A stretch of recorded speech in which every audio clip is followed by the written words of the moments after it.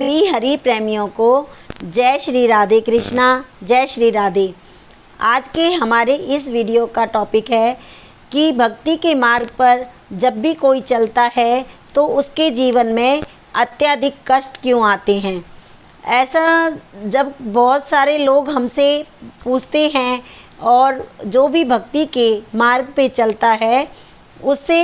सब लोग यही पूछते हैं कि हमने देखा है कि जो भी भक्ति के मार्ग पे चलता है उसके जीवन में अत्यधिक कष्ट आते हैं, और जो भगवान के प्रति इतने समर्पित नहीं हैं उनके जीवन में इतने कष्ट नहीं आते, बल्कि वह खुश रहते हैं।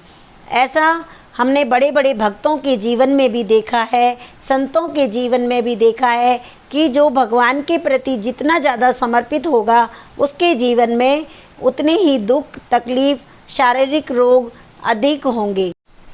इसलिए बहुत सारे जो लोग होते हैं वह यही प्रश्न करते हैं कि यदि भगवान की सेवा करने से कष्ट ही मिलता है तो हम भगवान की सेवा क्यों करें, और क्या कारण है कि जो भगवान की तरफ थोड़ा भी बढ़ता है तो उसके जीवन में कष्ट आते हैं। ऐसा कि हमने अपने सद्गुरुदेव भगवान के श्री मुख से सुना है, और भी भक्त और संत बताते हैं कि हमारा जो भी जन्म होता है वह हमारे कर्मों के अनुसार ही होता है। यह तो प्रभु की बहुत अत्यधिक कृपा है कि हम सबको मानव जन्म मिला है। मानव जन्म प्रभु की अति कृपा के कारण ही मिलता है, और जो भी हम जिस भी घर में, परिवार में, परिस्थिति में जन्म लेते हैं वह सब हमारे कर्म के अनुसार ही हमको मिलता है। जब कोई भी मनुष्य भक्ति के मार्ग पर, भगवान के मार्ग पर आगे बढ़ता है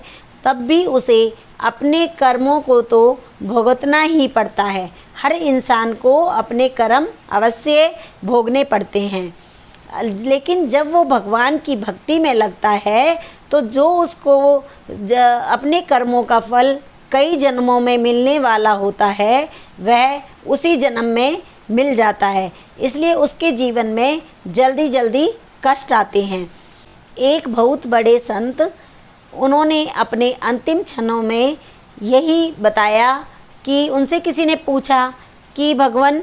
इतने बड़े बड़े जो संत भक्त होते हैं उनका पूरा जीवन भगवान की भक्ति में निकलता है और वह भगवान की निष्काम भक्ति करते हैं, लेकिन फिर भी हमने देखा है कि बड़े बड़े संत और भक्तों के जीवन में बहुत सारे शारीरिक रोग और कष्ट होते हैं, वह क्यों होते हैं। तब उन संत ने इसका बहुत ही अच्छा जवाब दिया। उन्होंने कहा, जब कोई भी मनुष्य किसी कि यहाँ काम कर रहा होता है या वह कहीं भी नौकरी कर रहा होता है और वह किसी से कुछ भी पैसे लेता है तो सब उसको आराम से पैसे दे देते हैं, चाहे दूध वाला हो चाहे राशन वाला हो, सब उसको सामान दे देते हैं कि उनको पता होता है कि जब महीने का अंतिम दिन आएंगे और जब इनको अगले महीने की अपनी आय मिलेगी तो ये उसमें से हमारे सारे पैसे को हमको दे देंगे। यदि उन लोगों को ये पता चल जाए कि इसका अगले महीने ट्रांसफ़र होने वाला है, यह इस स्थान को छोड़कर किसी दूसरे स्थान पर चला जाएगा और इसकी नौकरी दूसरे शहर में लग जाएगी, तब वह लोग उसके पास आते हैं और सब लोग जल्दी जल्दी उससे अपना हिसाब करना चाहते हैं, क्योंकि उनको लगता है यदि ये चला गया तो हमारे पैसे इसके पास रह जाएंगे, फिर हम अपने पैसे इससे कैसे लेंगे। ऐसे ही उन संत भगवान ने बताया कि जब कोई भी मनुष्य भगवान की तरफ आगे बढ़ता है तो सब देवी देवता, प्रकृति, हर किसी को पता चल जाता है कि अब इसकी निकटता भगवान से बढ़ती जा रही है, और भगवान की से निकटता बढ़ने के कारण भगवान इसको अपने चरणों में वापस बुला लेंगे और इसका कोई दूसरा जन्म भी नहीं होगा। फिर जो इसके कर्म बचे हुए हैं उनको हिसाब किताब कैसे होगा। इसलिए वो जितने भी उसके संचित कर्मों का फल होता है वो उसको उसी जन्म में मिल जाता है, जिसके कारण कि उसके पास जो भी कष्ट आते हैं तो वो जल्दी जल्दी आते हैं। लेकिन जो भगवान से जुड़े हुए नहीं होते उनको लगता है कि ये इतनी भक्ति कर रहे हैं फिर भी ये बीमार हैं, फिर भी ये परेशान हैं, तो ऐसी भक्ति करने का क्या फ़ायदा। तब हमें यही समझना चाहिए कि यह जब हम भगवान की तरफ बढ़ते हैं तो हमारे जितने भी संचित कर्म हैं वो हमारे इसी जन्म में पूरे हो रहे हैं। इसलिए ही यह दुख और तकलीफ़, ये सभी प्रतिकूलताएं हमारे जीवन में आ रही हैं। क्योंकि जब प्रकृति और देवताओं को भी लगता है कि कोई भगवान से किसी मनुष्य की निकटता इतनी नहीं हुई है, उसकी भगवान में अभी इतनी आस्था नहीं है कि यह जन्म उसका अंतिम जन्म हो सकता है, तब वो भी कहते हैं कि कोई बात नहीं, इस जन्म में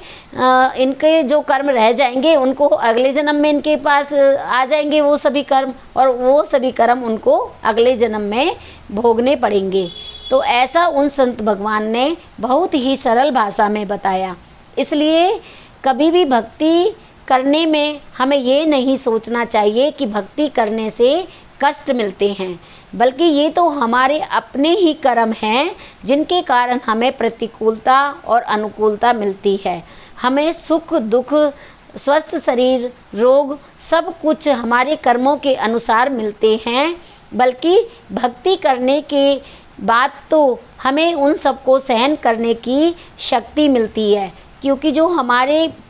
भगवान हैं वह हमेशा हमारे साथ खड़े रहते हैं। वह कभी हमको नीचे गिरने नहीं देते और हर पल हमें एहसास दिलाते हैं कि मैं तुम्हारे साथ खड़ा हूँ, तुम बिल्कुल नहीं डरो। और हमें उन सभी प्रतिकूलताओं को सहन करने की और उनसे लड़ने की हमारे अंदर शक्ति आ जाती है। इसलिए कभी भी ऐसा नहीं सोचना चाहिए कि भक्ति करने से दुख और तकलीफ़ आते हैं,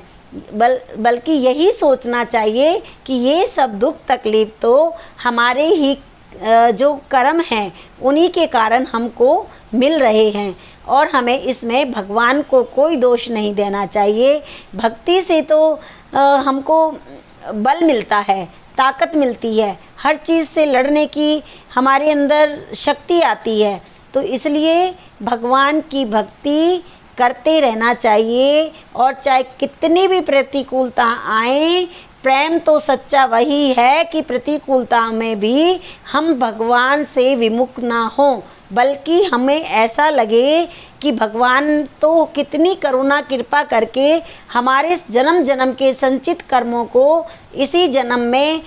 अपनी करुणा कृपा से ख़त्म कर रहे हैं। और जहाँ हमारा तलवार से सिर कटने वाला हो, सिर्फ प्रभु की कृपा से हमें तो सिर्फ कील की या कांटे की तरह चुभ कर ही वह बड़ी से बड़ी पीड़ा निकल कर जा रही है। इसलिए अपना भगवान में विश्वास बनाकर रखें, भगवान से प्रेम करते रहें, भक्ति और आस्था में मन को लगा कर रखें, और कभी भी इस तरह की बातों में मन को नहीं फंसाएं, क्योंकि भक्ति से कभी दुख और तकलीफ़ नहीं मिलती है। जय श्री राधे।